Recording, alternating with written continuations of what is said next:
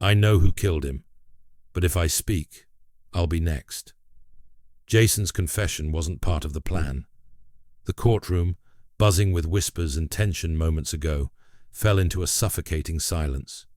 Even Judge Judy, known for her sharp tongue and no-nonsense demeanor, paused mid-sentence, her gavel frozen in the air. All eyes shifted to the trembling teenager standing from the gallery, his voice shaky but echoing with something undeniable. Truth. Ben Crump, the fierce defense attorney fighting against what seemed like an impossible case, slowly turned to face Jason. His expression didn't show shock, only recognition, the kind you see when a missing puzzle piece finally clicks into place. "Repeat that," Judge Judy demanded, her voice cutting through the silence like a blade. Jason swallowed hard, his eyes flickering to his brother Mark, sitting at the defendant's table, face pale, wrists cuffed, accused of a murder he didn't commit. "I said, Mark didn't kill him."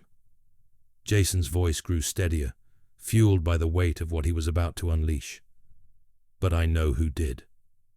Gasps rippled through the courtroom. Mark's head snapped up, hope flickering in eyes dulled by weeks of fear and despair. The prosecutor shot up from his seat, objection on the tip of his tongue, but Judge Judy silenced him with a glare sharp enough to halt a freight train. "Let him speak," she ordered.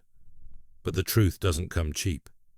Jason knew that the moment he opened his mouth, he wasn't just testifying, he was signing his own death warrant, because the real killer was in the room, watching, smiling, waiting. Now, if you're gripped by this story, don't just sit there. Hit that like button, subscribe, and turn on the notification bell, because this case is about to unravel in ways you won't believe. Would you have the courage to tell the truth if it meant risking everything? Tell us in the comments. I dare you. Jason's words hung in the air like a storm cloud refusing to break. The courtroom remained frozen, breaths held captive, hearts pounding with anticipation. Judge Judy, renowned for her sharp wit and unyielding pursuit of justice, leaned forward, her piercing gaze fixed on the boy who'd just shattered the fragile facade of certainty.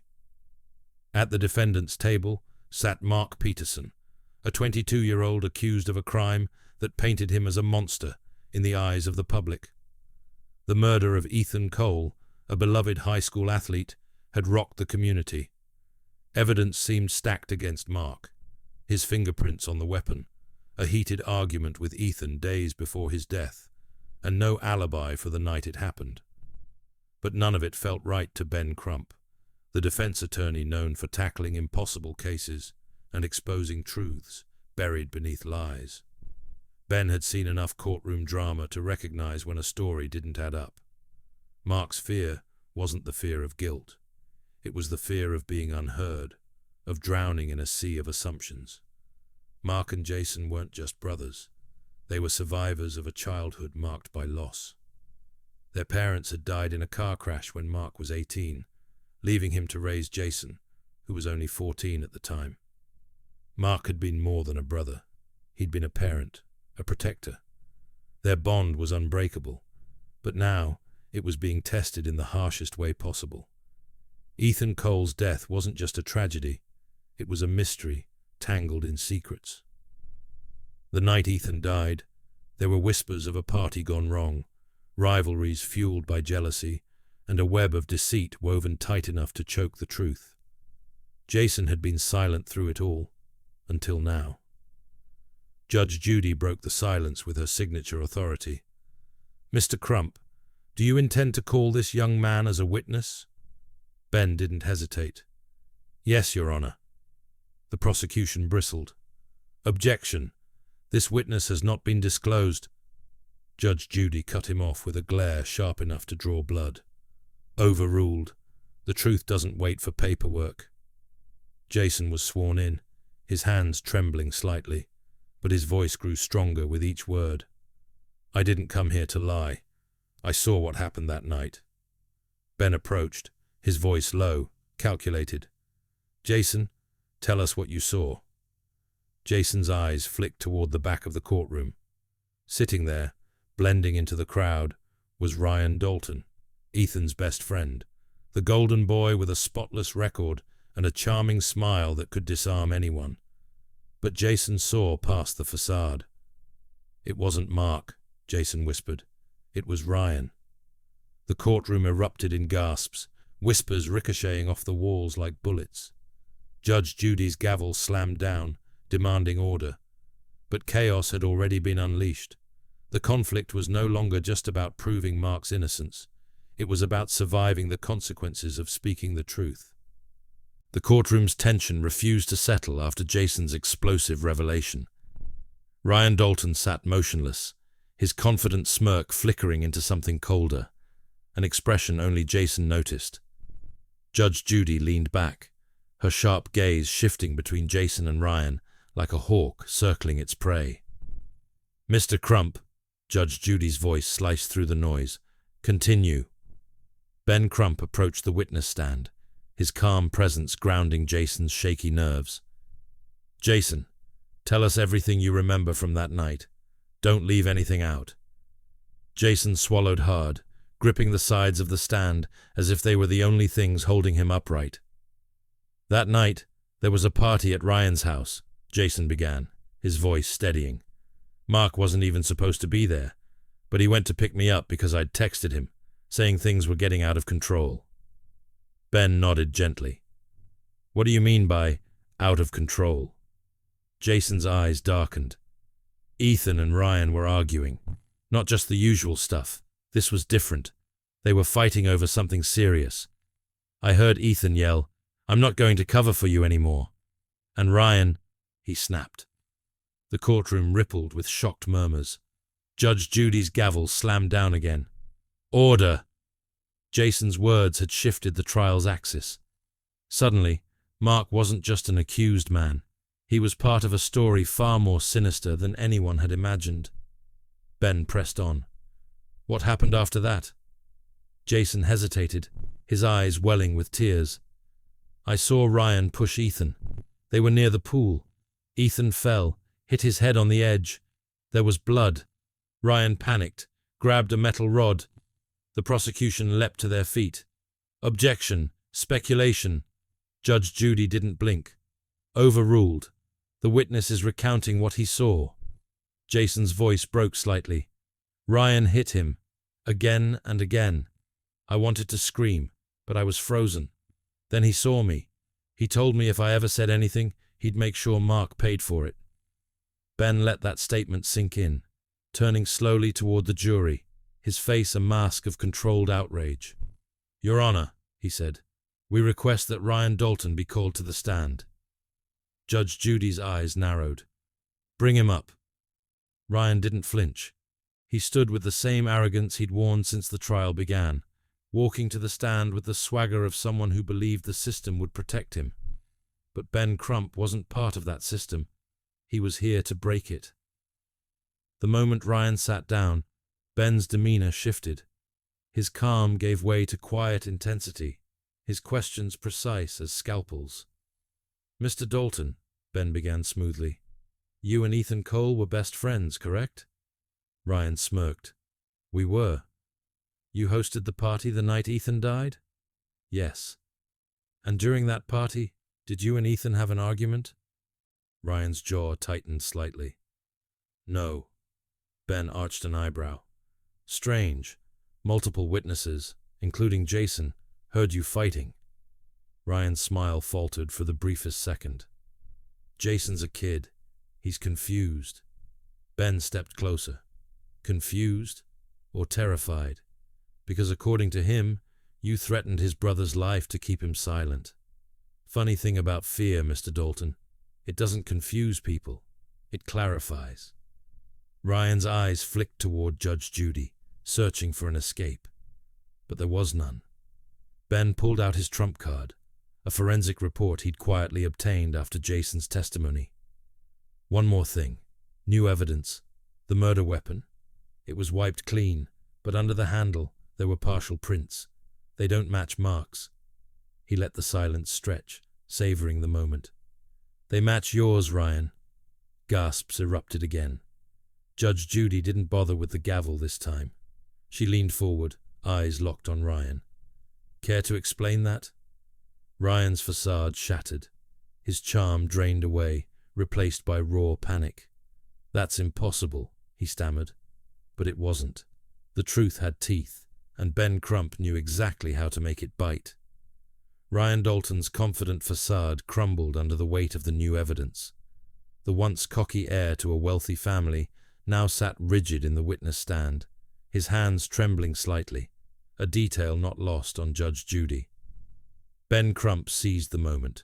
His voice, steady and sharp, echoed through the silent courtroom.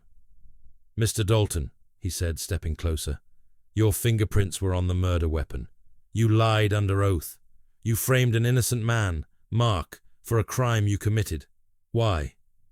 Ryan's mouth opened, but no words came out. His eyes darted around the courtroom, searching for an escape, but there was none. The walls of deceit he had so carefully built were collapsing. Jason sat in the front row, his face pale but resolute. Mark's mother clutched her son's hand tightly, tears welling in her eyes. Even the jurors leaned forward, their attention glued to Ryan, as if afraid to miss a single word. Judge Judy's patience had worn thin.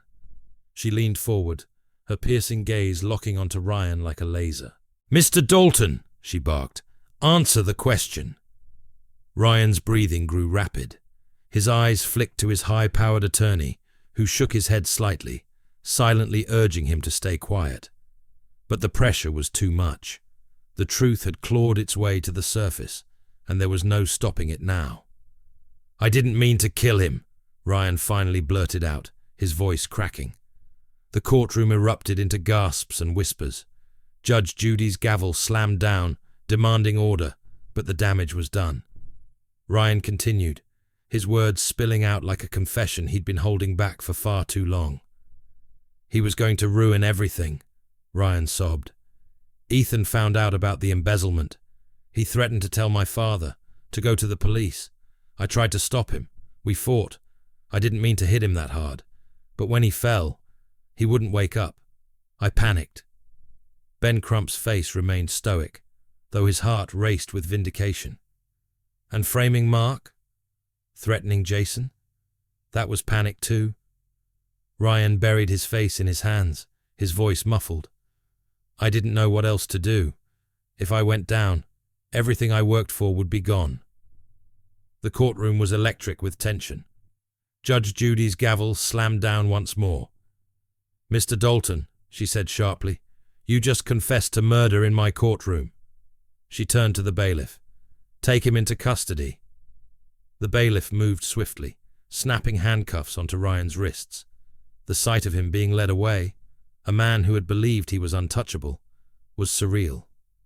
Jason rushed to his brother, who stood up slowly, disbelief etched across his face. Mark hugged Jason tightly, whispering, "You saved me." Ben Crump finally allowed himself a small, satisfied smile. Justice had been served. Judge Judy cleared her throat, drawing the courtroom's attention once more. "In light of the confession and the overwhelming evidence presented, I hereby order the immediate release of Mark Sullivan. Charges are dropped." The gavel came down one final time, not just marking the end of the trial, but the end of a nightmare. The echoes of the final gavel still lingered in the courtroom as Mark Sullivan stepped out of the defendant's box, his shackles removed for the first time in months. The air felt different, lighter, yet thick with emotions too complex to name. Jason wrapped his arms around his brother, their embrace a silent testimony to resilience, forgiveness, and the unbreakable bond of family. Outside the courthouse, a crowd had gathered. Reporters thrust microphones forward. Cameras clicked incessantly, capturing the raw emotion etched on every face. But Jason and Mark weren't interested in the headlines. For them, freedom wasn't about public recognition. It was about reclaiming stolen time. Ben Crump stood beside them, his calm presence radiating strength. He placed a hand on Jason's shoulder. "You fought for the truth," he said softly, "and you won." Jason nodded, his throat too tight with gratitude to respond. Meanwhile, Ryan Dalton's world unraveled swiftly. The media frenzy surrounding his confession exposed the dark underbelly of his family's business empire. His father's name, once synonymous with power and influence, now headlined corruption scandals. Their wealth couldn't buy silence anymore, not when the truth had been shouted from the witness stand for the world to hear. In the days that followed, Jason found it hard to return to normal. He visited the park where he and Mark used to play as kids, letting the familiar sights and sounds ground him. Mark, adjusting to life outside the cold confines of a cell, struggled with his newfound freedom. Every sunrise felt like both a gift and a reminder of what had been lost. One evening, as they sat on their apartment's tiny balcony, Mark broke the silence. "Do you ever wonder what would have happened if we hadn't pushed for the truth?" he asked quietly. Jason stared at the city lights, the memory of courtroom battles still vivid. "All the time," he replied. "But we did. You're here. That's all that matters."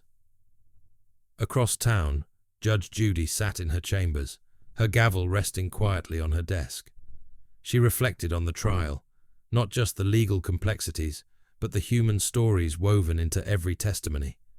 For her, justice was more than verdicts. It was about giving voices to those silenced by fear, by power, by privilege. As the Sullivan brothers began rebuilding their lives, Ben Crump continued his fight in courtrooms across the country. For him, every case was a battle against injustice, every win a reminder of why he did what he did. But this case, Jason's relentless pursuit of truth, stayed with him. It was proof that even the smallest voice, when fueled by love and determination, could echo louder than lies. Months had passed since the courtroom doors closed on the Sullivan case, but the echoes of that trial lived on, not just in legal archives, but in the hearts of those who witnessed it. Jason and Mark found themselves navigating a new reality, one where freedom was both a gift and a challenge. Mark enrolled in college, determined to rebuild his life piece by piece. The label of wrongfully accused no longer defined him. He was simply Mark Sullivan again, a young man with dreams unshackled by false accusations. Jason, fueled by their victory, decided to pursue law, inspired by Ben Crump's unwavering fight for justice. He wanted to be the voice for others who couldn't speak for themselves, to ensure no one else endured what his family had. Judge Judy continued presiding over her courtroom, her sharp gavel striking with renewed purpose. The Sullivan case had reminded her that justice wasn't always black and white. It thrived in the grey areas, where courage met truth. She'd seen firsthand how a single voice, armed with determination, could tip the scales of justice. As for Ben Crump, his work was far from over. But every so often, between cases, he'd glance at an old newspaper clipping, the headline screaming, "Truth triumphs in courtroom drama." It wasn't just another case file to him. It was a testament to resilience, the power of brotherhood, and the relentless pursuit of justice. But just when the Sullivans thought the past was behind them, an anonymous envelope arrived at Jason's doorstep. Inside was a single note. Not all truths were uncovered. Some stories are yet to be told.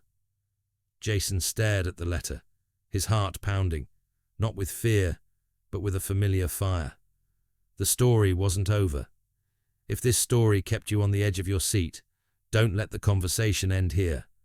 Like this video to support more gripping stories, subscribe to stay updated with our latest content, and comment below. What do you think was left uncovered? What secrets still lie beneath the surface? Your thoughts could inspire the next twist in our storytelling journey. Hit the notification bell so you never miss a moment of suspense, drama, and justice. Remember, every story has more than one side. Let's uncover it together.